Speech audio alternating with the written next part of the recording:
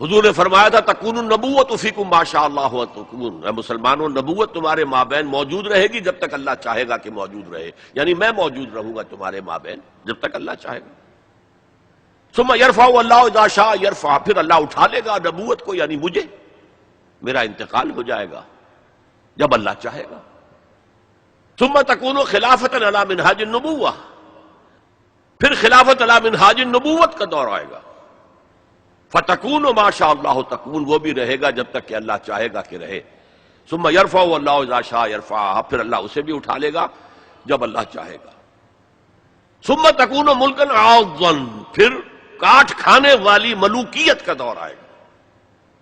یہاں سے اسلام کا زوال شروع ہو گیا، دور نبوت، دور خلافت راشدہ، مکمل اسلام، کامل اسلام، علی منہاج النبوہ خلافت، نبوت کے عین نقش قدم پر خلافت، یہ تھا ہمارا جو اصل ہماری معراج تھی امت مسلمہ کی۔ لیکن اب کیا ہوا؟ اسلام کا زوال، جیسے کہ حضور نے فرمایا تھا بدأ الاسلام غریبا وسیعود کما بدأ فطوبی للغرباء، اسلام کا آغاز ہوا تھا کہ وہ اجنبی سی شے تھی، کوئی اس کا پہچاننے والا جاننے والا تھا ہی نہیں، پھر گویا کہ اس میں انڈرسٹوڈ ہے، پھر اسلام کا غلبے کا دور آ گیا۔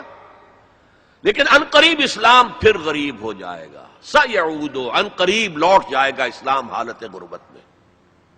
فطوبی للغرباء، تو مبارکباد ہے ان لوگوں کے لیے جو اسلام کے غریب اور اجنبی ہونے کے دور میں خود اجنبی ہو جائیں لیکن اسلام کا دامن ہاتھ سے نہ چھوڑیں۔